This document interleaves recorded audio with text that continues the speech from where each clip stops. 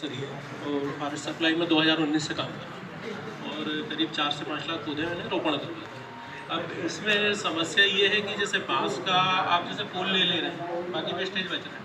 अच्छा, किसान क्या है, जैसे किसी का 100 पौधे लगे, किसी के 50 लगे, अब वो उतने को कब काट पाता है जब वो उसे फसल को डिस्टर्ब होता है, बाकी उसको फसल के तौर पे नहीं।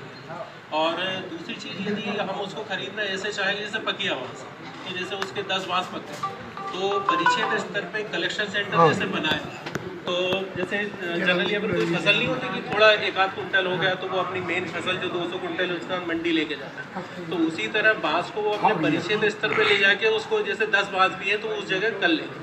आपको लग रहा है उसका बोल बनाना है, यदि छोटा जैसे भाई साहब को 10 सेंटीमीटर का चाहिए तो वो बल्क लेवल पे कलेक्शन होकर वहाँ चला जाए। हर किसान तो एक ट्रक माल खरीद तो उसका माल, ये समस्या कभी हल ही नहीं हुई। जब तक कि हम एक परिक्षेत्र स्तर पे पूरा उसका एक कलेक्शन सेंटर ना, तब तक हम कुछ नहीं करना।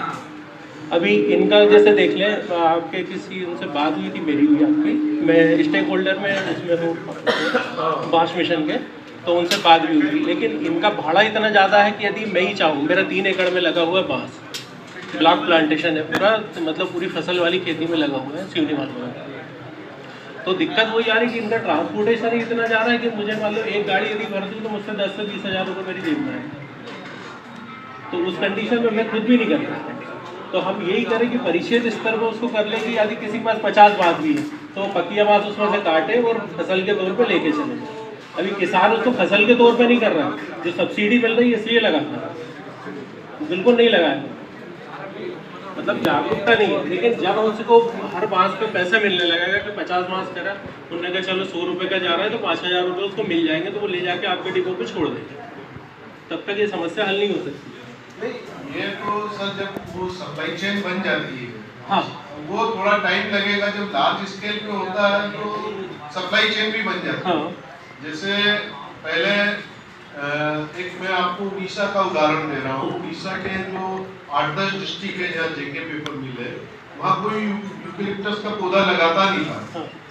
आज वहाँ किसान 12 रुपए में क्लोन लेके, बिल्कुल गरीब किसान है, बहुत गरीब है, जमीन भी उनकी बहुत अच्छी एक फसल होती है, बाकी 12 वो ही किसान 12 रुपए का क्लोन लेके लगा रहा है। यूपी में किसान पूरा जो पॉपुलर लगाता है, यूकेलिप्टस लगाता है, पूरा क्लोन लेके लगाता है, पैसे से लगाता है, 10 रुपए, 12 रुपए, 15 रुपए रेट।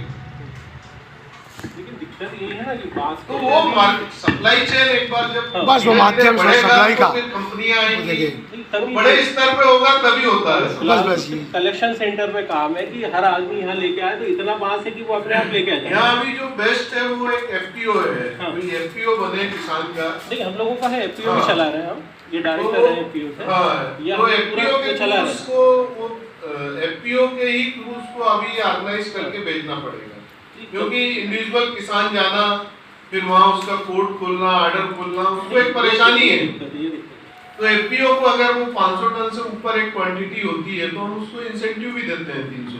ये छोटे स्तर पे पहले यदि परिक्षेत्र स्तर वो सभी में देते हैं, हाँ। यूकेलिप्टस, सुगबुल, बांस, उन तीनों का मिला के भी दे सकते हैं। वो एक नेगोशिएशन देते हैं। नीचे के स्तर पे कह रहा हूँ कि आप तो ठीक बाहर हो गए, वो इनिशिएट होना पड़ेगा। इनिशियल स्टेज पे तो चाहिए आपको कि एक कलेक्शन सेंटर चाहिए, जब तक कि लेंगे वजन से नहीं, वो तो है इससे जानकारी। जब यदि खरीदी करेंगे तो हाँ। आज आप गीला देंगे, हाँ। तो उसका वजन आएगा 1 कुंटल। जब वहाँ सप्लाई ये लोग लेंगे, जब लेंगे यदि 15 दिन लेट हो गए तो हमारा वो 70 किलो बचेगा। नहीं तो वो थोड़ा सा आप एक वेट को मैनेजमेंट करके उस हिसाब से ले लें किसान को। हमारी समस्या आएगी जो हाँ। हमारा खरीदेगा डिपो से, हाँ। वो के बीच का गैप कहाँ से आए? नहीं, पर पीस के हिसाब से लेना आप उसको, ना कि वजन से लें। तो यहाँ से माल लेना ये तो उससे लेना है, वजन से। नहीं, वेट से तो लेना है, लेकिन कितना रिड्यूस होगा वेट उस हिसाब से कैलकुलेशन करके किसान को पैसा दे दें। जुड़ जाए ना इनसे, जैसे हम लोग सहयोग करते हैं बीच में। हाँ, तो वैसा हो जाए, मतलब लेकिन एक कलेक्शन सेंटर तो चाहिए, आपको भुगतान आ जाएगा। कलेक्शन सेंटर तो चाहिए। अब वो एक एफपीओ करेगा उसको मैनेज, हाँ। तो उसको सब आइडिया रहेगा कि मैं किसान से काटता हूँ तो फिर कितना 2 दिन 3 दिन कलेक्शन एक गाड़ी होने में लगता है। हाँ। तो उसके लिए मैंने अभी बताया कि यहाँ लार्ज स्केल पे बैम्बू तो नहीं है, हाँ। बाकी सुगबुल, यूकेलिप्टस भी यहाँ लगा हुआ यहाँ लगा हुआ तो एफपीओ एक वो लेके कोई ट्रेडर या एफपीओ के थ्रू वो किया जा सकता है। बम्बू भी लगा है काफी, जिस टाइम प्लांटेशन चल रहा था काफी स्टेज पे आ गया जैसे समस्या ये है कि बांस 3 मौसमों का तो करला तो ये लेंगे नहीं, हाँ वो नहीं सिर्फ पकिया भर लेंगे तो उसमें तो तीनों प्रकार का आएगा, हमारा भिरे कटेगा तो नहीं, एक साल छोड़ के जो फर्स्ट ईयर वाला है सेकंड ईयर वाला लेते फर्स्ट हैं। साल में जब काटते हैं ना सब करला भी निकल जाता हाँ, है। वो फर्स्ट ईयर वाला नहीं। काटते हैं तो बीच में वो भी आ जाता है कहीं नहीं, कहीं। जब हम शुरू स्टेज से यदि फसल के तौर पे किसान लेना शुरू कर एक देगा बार में करना पड़ेगा तो वैसे। जब वो कर देगा तो तभी उससे इतना होगा। घना भी नहीं हो पाएगा। नहीं तो यदि को पुथा हुआ होगा